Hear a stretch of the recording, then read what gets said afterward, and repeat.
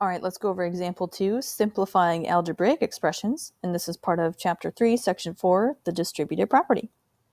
So our first expression reads 4 parentheses n plus 5. Okay, so the first thing we're going to do is we are going to distribute the 4 to the n and to the 5. And we can do that because there's nothing between the 4 and the parentheses. That's when we know that we can distribute. So distribute the 4 to the n and the 4 to the 5. So it's kind of the same thing I did in the last video, but backwards a little bit. So my expression will now read 4 parentheses n plus, we're adding within the parentheses, so we're still going to be adding 4 parentheses 5. And that was the distributive property. Okay, now we can continue to simplify. Well, 4 times n, 4 parentheses n, that's the same way as writing 4n plus, and we don't know what n equals, so that's it. There's no more simplifying for that. But we can multiply 4 times 5. I know that 4 times 5 is 20. So what we did there is we multiplied. And that's it. We can't add these two things together because 4 has an n attached to it. 4 has the variable n. So we can't add the 4 and the 20. We can't add them together. So that's it. Okay, let's look at our next one. 12 parentheses 2y minus 3. At this time we have subtraction within the parentheses. But before we do anything, we need to distribute the 12 to the 2y and to the 3.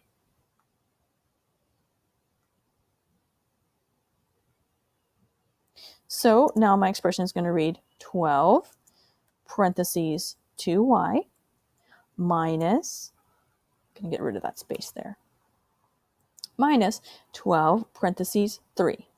And again, that was the distributive property.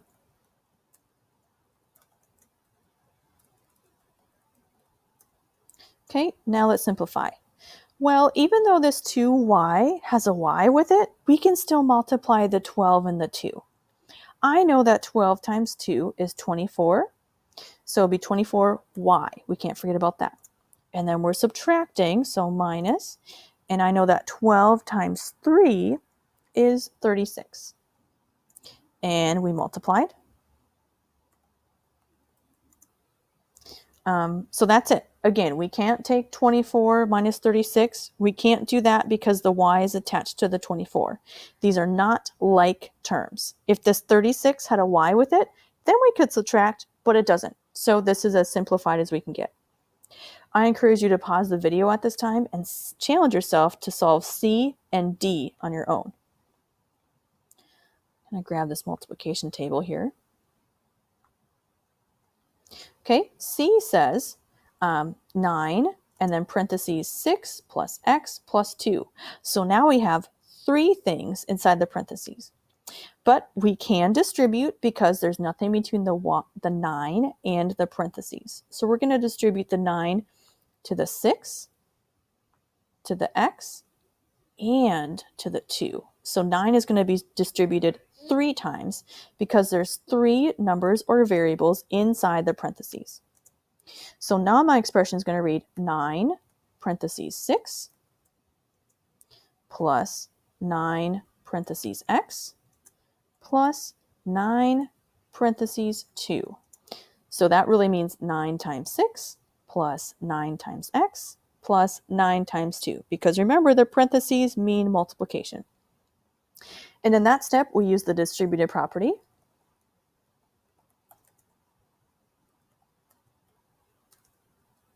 There we go. Okay, so now let's multiply.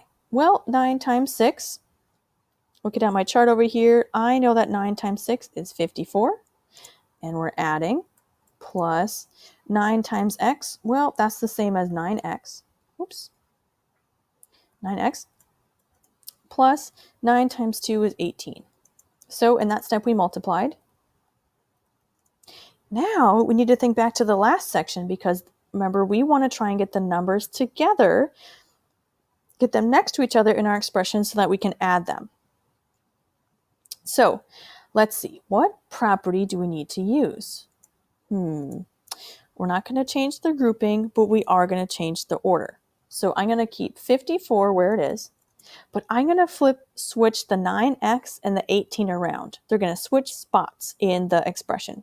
So instead of 9x, it's going to be 18 plus 9x. So they switch spots. 9x was second in the expression, and now it's third. Okay, so they changed the order, which is the commutative property.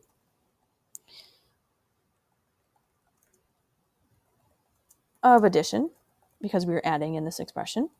And now we get to add. 54 plus 18 is 72. And then we can't forget about our 9x, so 72 plus 9x. And in that step we added. Now again, we can't add 9 plus 72 because 9 has the x attached to it. So that's it. But let's do one more. Our expression says 7 parentheses 2 plus 6 minus 4d. Now we have a plus and a minus within our expression. But the first thing we're going to do before we really worry about that is to distribute the 7. And we can do that because there's nothing between the number 7 and the parentheses. So the 7 gets distributed to the 2, to the 6, and to the 4d. That's 4 letter D, not 40D. Okay, so now my expression is going to read 7 parentheses 2, and then first we're adding, so plus, and then 7 parentheses 6. Now we're subtracting, so minus 7 parentheses 4d. Okay, and again, that was the distributive property.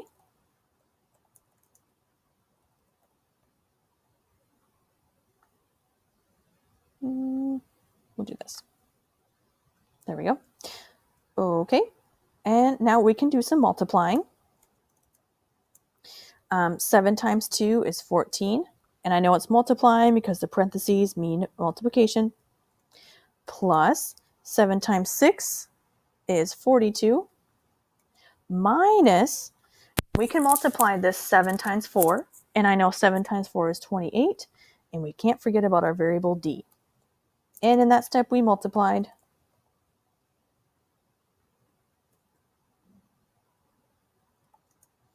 Okay, and now we can add. We can add this 14 plus 42. That's 56. And then we can't forget about our 28d. And we need to stop there because we can't subtract 56 from, or 28 from 56 because the 28 has a d, the variable d attached to it. So that's it.